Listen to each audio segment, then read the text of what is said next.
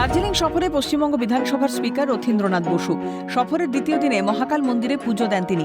পাশাপাশি মহামৃত্যুঞ্জয় যজ্ঞে অংশগ্রহণ করেন। ধর্মীয় আচার অনুষ্ঠানে অংশ নেওয়ার পর স্থানীয় বিভিন্ন অংশীজন এবং স্বেচ্ছাসেবী সংস্থার প্রতিনিধিদের সঙ্গে বৈঠক করেন স্পিকার রথীন্দ্রনাথ বসু। বৈঠকে দার্জিলিং পাহাড়ের বিভিন্ন উন্নয়নমূলক বিষয়, জনস্বার্থের সমস্যা এবং স্থানীয় মানুষের প্রত্যাশা নিয়ে বিস্তারিত আলোচনা করা হয়।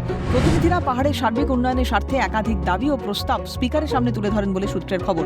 পরে সাংবাদিকদের মুখোমুখি হয়ে রথীন্দ্রনাথ বসু বলেন, দার্জিলিংয়ের উন্নয়ন হবে, পাশাপাশি গোটা পশ্চিমবঙ্গের উন্নয়নের বিষয়ে সমান গুরুত্ব দেওয়া হবে। ভারতের দিশা দেখাবে পশ্চিমবঙ্গ।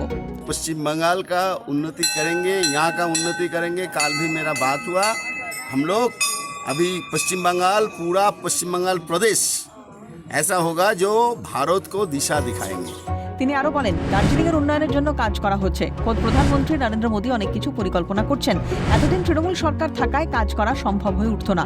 এবার বিজেপি সরকার এসেছে, দার্জিলিংয়ের উন্নয়ন হবে। सर दार्जिलिंग के लिए कुछ स्पेशल दार्जिलिंग प्लानिंग के सर? लिए बहुत कुछ हो रहा है। मोदी संग मोदी जी इसको बारे में सोच रहा है। मोदी जी दार्जिलिंग के लिए करने के लिए बहुत कुछ सोच रहा है, लेकिन सरकार नहीं था, अभी सरकार आ गया, अभी करेंगे। সরকারের পালাবদলে পাহাড়ের উন্নয়নে বিশেষ নজর রাজ্য সরকারের। এবার পাহাড়ের মানুষদের আশ্বস্ত করলেন খোদ পশ্চিমবঙ্গ বিধানসভার স্পিকার রথীন্দ্রনাথ বসু। উন্নয়নের পথে পাহাড় আরও একবার স্পষ্ট হলো রথীন্দ্রনাথ বসুর বক্তব্যে। সৃজা সরকারের রিপোর্ট, ক্যালকাটা নিউজ।